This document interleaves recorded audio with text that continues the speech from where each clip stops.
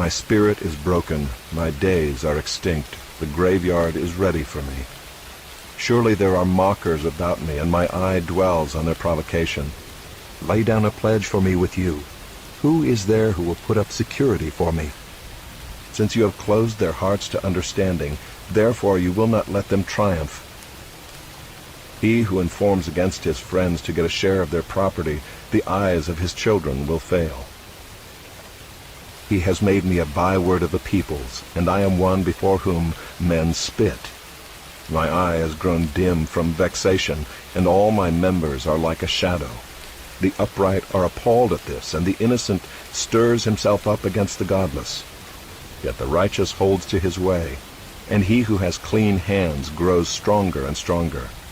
But you, come on again, all of you, and I shall not find a wise man among you. My days are past, my plans are broken off, the desires of my heart. They make night into day. The light, they say, is near to the darkness. If I hope for Sheol as my house, if I make my bed in darkness, if I say to the pit, you are my father, and to the worm, my mother, or my sister, where then is my hope? Who will see my hope? Will it go down to the bars of Sheol? Shall we descend together into the dust? Then Bildad the Shuhite answered and said, How long will you hunt for words? Consider, and then we will speak. Why are we counted as cattle? Why are we stupid in your sight? You who tear yourself in your anger, shall the earth be forsaken for you, or the rock be removed out of its place? Indeed, the light of the wicked is put out, and the flame of his fire does not shine. The light is dark in his tent, and his lamp above him is put out.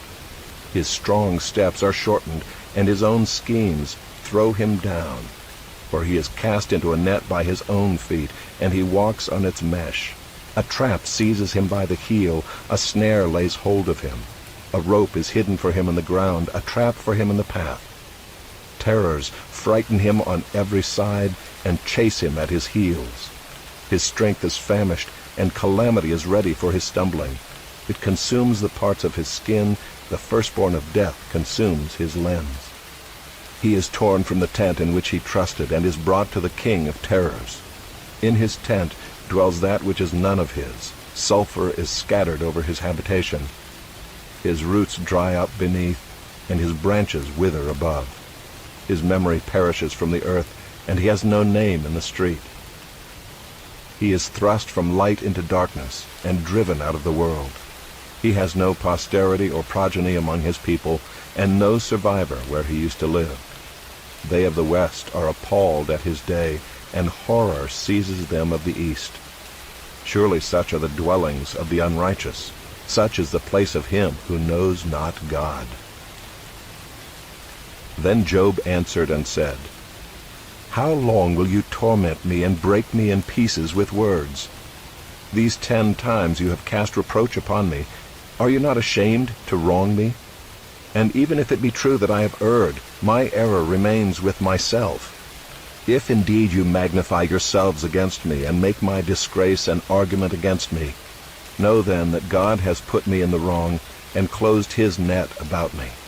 Behold, I cry out, Violence, but I am not answered. I call for help, but there is no justice. He has walled up my way so that I cannot pass, and he has set darkness upon my paths. He has stripped from me my glory and taken the crown from my head. He breaks me down on every side, and I am gone, and my hope has he pulled up like a tree. He has kindled his wrath against me, and counts me as his adversary. His troops come on together. They have cast up their siege ramp against me, and encamp around my tent. He has put my brothers far from me, and those who knew me are wholly estranged from me. My relatives have failed me. My close friends have forgotten me. The guests in my house and my maidservants count me as a stranger. I have become a foreigner in their eyes. I call to my servant, but he gives me no answer. I must plead with him with my mouth for mercy. My breath is strange to my wife, and I am a stench to the children of my own mother. Even young children despise me. When I rise, they talk against me.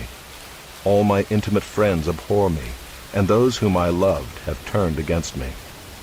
My bones stick to my skin and to my flesh, and I have escaped by the skin of my teeth. Have mercy on me, have mercy on me, O you my friends, for the hand of God has touched me. Why do you, like God, pursue me? Why are you not satisfied with my flesh? Oh, that my words were written! Oh, that they were inscribed in a book! Oh, that with an iron pen and lead they were engraved in the rock forever. For I know that my Redeemer lives, and at the last he will stand upon the earth. And after my skin has been thus destroyed, yet in my flesh I shall see God, whom I shall see for myself, and my eyes shall behold, and not another. My heart faints within me. If you say, how we will pursue him, and the root of the matter is found in him, be afraid of the sword, for wrath brings the punishment of the sword, that you may know there is a judgment. Then Zophar the Naamathite answered and said, Therefore my thoughts answer me because of my haste within me. I hear censure that insults me, and out of my understanding a spirit answers me. Do you not know this from of old, since man was placed on earth, that the exulting of the wicked is short, and the joy of the godless but for a moment? Though his height mount up to the heavens, and his head reach to the clouds, he will perish forever like his own dung. Those who have seen him will say, Where is he? He will fly away like a dream and not be found. He will be chased away like a vision of the night. The eye that saw him will see him no more, nor will his place any more behold him. His children will seek the favor of the poor, and his hands will give back his wealth. His bones are full of his youthful vigor, but it will lie down with him in the dust. Though evil is sweet in his mouth, though he hides it under his tongue, though he is loath to let it go and holds it in his mouth, yet his food is turned in his stomach. It is the venom of cobras within him. He swallows down riches and vomits them up again. God cast them out of his belly. He will suck the poison of cobras. The tongue of a viper will kill him. He will not look upon the rivers, the streams flowing with honey and curds. He will give back the fruit of his toil and will not swallow it down. From the profit of his trading he will get no enjoyment. For he has crushed and abandoned the poor. He has seized a house that he did not build.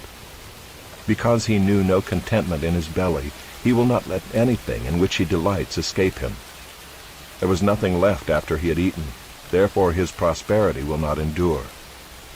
In the fullness of his sufficiency he will be in distress. The hand of everyone in misery will come against him. To fill his belly to the full, God will send his burning anger against him, and rain it upon him into his body. He will flee from an iron weapon. A bronze arrow will strike him through. It is drawn forth and comes out of his body. The glittering point comes out of his gallbladder. Terrors come upon him. Utter darkness is laid up for his treasures. A fire not fanned will devour him. What is left in his tent will be consumed. The heavens will reveal his iniquity, and the earth will rise up against him. The possessions of his house will be carried away, dragged off in the day of God's wrath. This is the wicked man's portion from God, the heritage decreed for him by God.